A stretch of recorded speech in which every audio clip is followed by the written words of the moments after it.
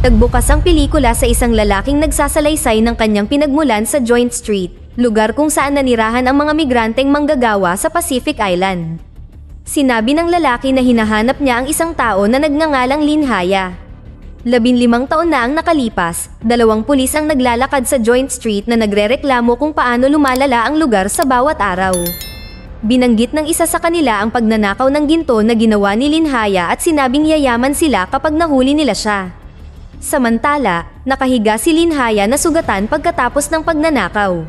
Ginagamot ni Si ang kanyang mga sugat, ngunit walang anesthesia. Ninakaw ni Lin Haya ang ginto dahil sa panggigipit. Isang flashback ang nagpapakita kay Lin Haya na naghihinagpis, hawak ang kanyang asawa, at si Dot na umiiyak kay Pakin, ang gangster na pumilit sa kanya na nakawin ang ginto.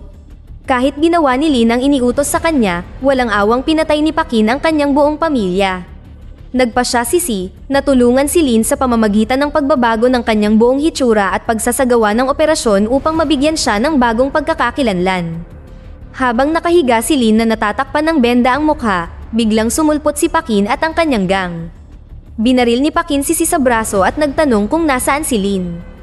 Habang ang iba ay natagpuan ng ginto, si Lin Haya, na nagtatago sa ilalim ng mesa, ay sumalakay at nakipaglaban sa kanila. Matapos talunin ang mga miyembro ng gang, hinarap niya si Pakin. Nadaig ni Pakin si Lin at handa nang barilin siya nang biglang tinurukan siya ni Si ng karayom. Dahil sa galit, hinampas ni Pakin si Si ng baril at nagpaputok. Pumagitna si Lin, dahilan para sumablay ang baril, ngunit aksidenteng natamaan si Si sa binti. Sa huling laban, itinapon ni Lin si Pakin sa bintana at sumugod upang tulungan si Si. Habang sinusuri ni Lin si Si, naghagis si Pakin ng granada sa silid. Itinulak ni Si Lin sa tamang oras, ngunit ang pagsabog ay labis na nakapinsala sa kanya at namatay si Si sa mga bisig ni Lin Haya. Makalipas ang 15 taon sa isang restaurant, si Mina, isang magiliw na waitress, ay naghain ng pagkain sa mga customer. Napansin niya ang 2 lalaki sa labas na hinaharas ang isang babae, at may inilagay sila sa inumin ng babae at sinubukang pilitin siyang inumin ito. Nag-aalala, si Mina ay sumugod sa labas upang tumulong, ngunit pinaalis siya ng mga lalaki at sinabihan siyang huwag makialam. Sumama sa kanya si Lao Chen at sa kanilang pagtatalo ay dumating ang isang pulis. Ipinaliwanag ni Mina ang sitwasyon at itinapon ng opisyal ang inumin at humingi ng patunay.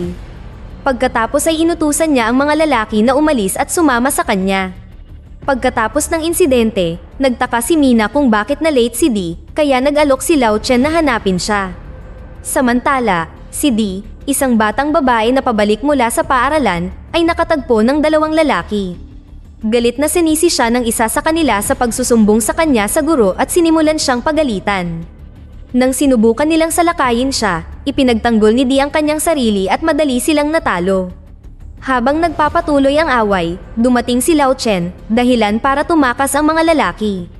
Habang sabay na naglalakad pa uwi, binigyan ni Chen si Di ng candy at binati siya ng maligayang kaarawan. Nagpasalamat si Di, at binalaan siya ni Chen na huwag sabihin sa kanyang ina ang tungkol sa away o candy. Maya-maya sa isang nightclub, si Lao Chen ay nagde-deliver nang mapansin niya ang 2 lalaki kanina, kasama ang opisyal, na pumasok sa VIP room. Sa loob, sinalubong ni George si Officer Con. Hinila ni George ang halos walang malay na babae mula sa dance floor at iniabot kay Con. Nang sinubukang halikan ni Con ang dalaga, bigla itong nagising, tinulak siya, at kinagat ang labi. Sinampal siya ni George at sinabihan siyang magpakita ng respeto sa mga customer. Tiniyak ni Con kay George na siya na ang bahala at hinila siya palapit sa kanyang tagiliran. Iniabot ni Con kay George ang bag ng pera, tinawag itong regalo para sa kanilang pagkikita. Habang nagtatawanan sila, nakatanggap ng tawag si George na nagbabala sa kanya na gusto ni Pakin na umalis siya dahil may espiya. Mabilis na kumilos, hinampas ni Con si George ng ashtray, ngunit nakatakas si George sa eskinita. Sinundan siya ni Con, at bigla na lang siyang pinalibutan ng gang ni George, kasama si George na tumutok sa kanya ng baril. Hindi na bigla, nilabanan ni Con ang lahat ng miyembro ng gang. Maya-maya pa ay dumating na ang mga pulis. Sinabi ni Con sa kanyang kasama na may espiya at iniabot sa kanya ang baril na kinuha niya kay George bago naglakad palayo. Sa bahay, sina Chen at Mina ay nagdiriwang ng kaarawan ni Di. Habang hinihipan ni Di ang mga kandila, may narinig silang malakas na kalabog sa pintuan. Ang babae mula sa nightclub, si Xiaomei, ay nakikiusap na papasukin siya. Pagkatapos buksan ang pinto, sinabi niya sa kanila na siya ay nakidnap at ang kanyang pasaporte ay kinuha. Samantala, isang lalaking nakatayo sa kabilang kalsada ang nakasaksi nito at tumawag sa telepono para isumbong ang nakita. Dinala ni Chen si Di sa kama habang si Mina ay nanatili kay Xiaomei. Nang tanungin ni Mina kung ano ang nangyari, ipinaliwanag ni Xiaomei na nanggaling siya sa China para makipagkita sa kanyang online boyfriend. Gayunpaman, sa sandaling nagkasama sila, kinuha nito ang kanyang pasaporte at sinaktan siya, pagkatapos ay dumating ang dalawang lalaki at kinuha siya. Habang kinukwento ni Xiaomei ang nangyari, dinalhan siya ni Chen ng pagkain at inalok siya ni Mina na manatili ngayong gabi. Hinila ni Chen si Mina sa gilid, binalaan siya na maaari silang madamay dahil dito. Tiniyak ni Mina sa kanya na ngayong gabi lang ito at hinayaan siya. Habang nakaupo sa labas, ipinagtapat ni Mina kay Chen na gusto niyang tulungan si Xiaomei dahil nakita niya ang sarili niya sa kanya. Naalala niya ang isang pagkakataon na muntik na siyang tumalon mula sa isang gusali habang hawak ang sanggol na si Di, ngunit dumating si Chen sa tamang oras upang iligtas sila at hinikayat siyang mabuhay. Kinaumagahan ay dumating sa restaurant ang grupo ng mga gangster. Kahit na sinabi ni Mina na hindi pa sila bukas, pinilit nilang pumasok at itinulak siya sa isang tabi. Sa loob, si Xiaomei, na natutulog kasama si Di, ay sinubukang magtago sa ilalim ng kama ngunit natagpuan. Tinangka ni Di na ipagtanggol si Xiaomei, ngunit hinawakan ng isa sa mga lalaki si Di at kinuha. Habang pinipigilan sila ni Mina, umalis ang mga gangster kasama si Di. Si Chen, na pabalik-dala ang pinamili ay nabangga ng kanilang sasakyan na tumba ang kanyang bike. Nagpunta sina Mina at Chen sa pulisya upang iulat ang pagkidnap, ngunit hindi sila pinansin ng mga opisyal. Dahil sa pagkabigo, nagalit si Mina sa opisyal, ngunit pinakalma siya ni Chen at inakay palayo. Kasabay nito, pumasok si Kan sa istasyon ng pulisya at nakita ang ulat tungkol sa pagkidnap kay Di. Nang mapansin na si Xiaomei ang nasa larawan kasama si Di, naalala niya ito mula sa nightclub. Napagtanto ang koneksyon, pumunta si Kan upang harapin si George tungkol dito. Kalaunan ay iniulat ni Kan sa kanyang nakatataas ang tungkol kay Pakin at sa kanyang grupo, at isiniwalat na maraming babae ang dinukot nila. Sa isang flashback, naalala ni Kan ang kanyang kaarawan, pauwi siya na may dalang cake nang makarinig siya ng putok ng baril. Pagkatapos ay nakita niya ang isang lalaki na nakabalot ng benda ang mukha na naglalakad palayo. Nang lumingon si Con, natagpuan niya ang kanyang ama na nakahandusay sa lupa.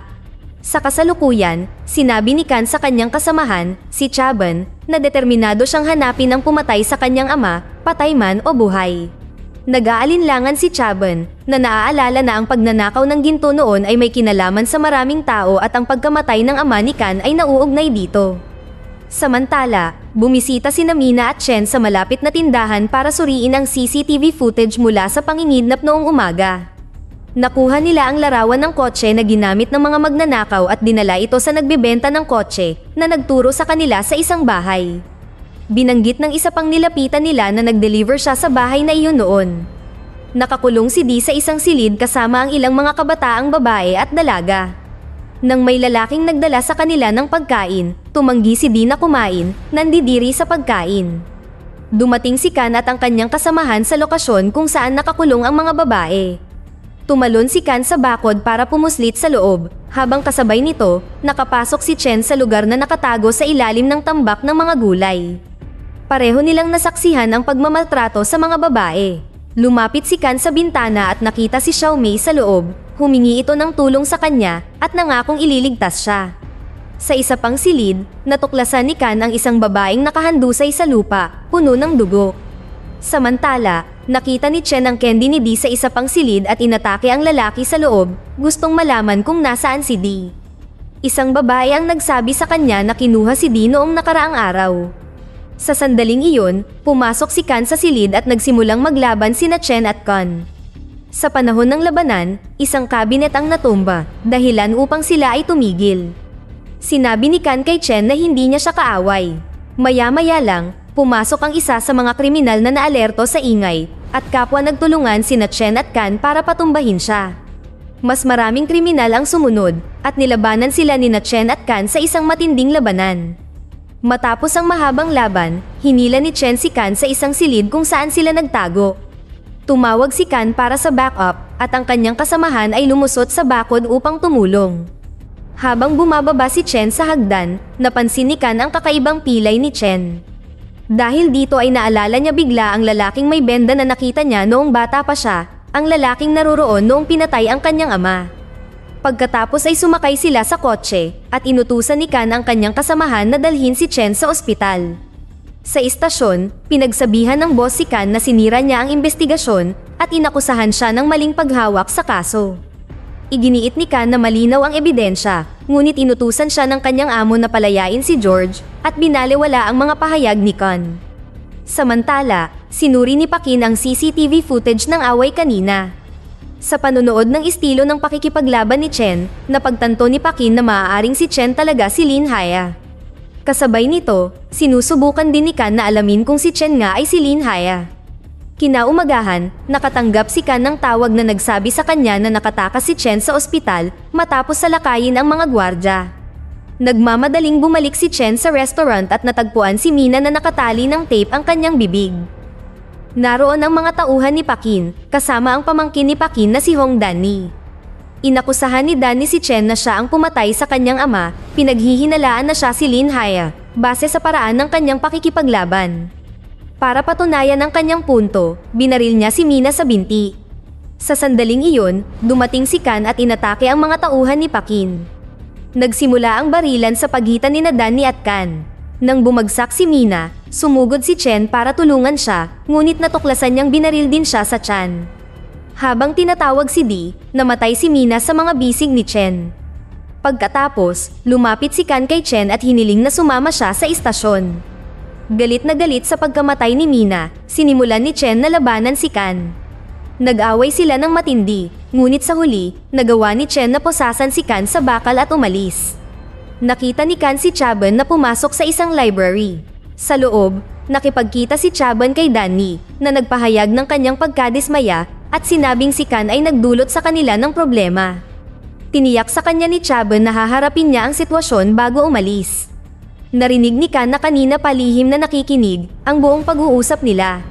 Sa labas, ipinaliwanag ni Chaban kay Kan na ang tanging paraan upang mapabagsak si Pakin ay ang makipagtulungan sa kanila mula sa loob at maunawaan ang kanilang mga operasyon. Hinimok siya ni Kan na isipin ang tungkol sa mga biktima, ngunit iginiit ni Chaban na walang ibang paraan. Sa sandaling iyon, isiniwalat ni Kan na natagpuan niya si Lin Haya. Samantala, nakatanggap si Chen ng video na nagpapakitang bihag si Di kasama si Danny.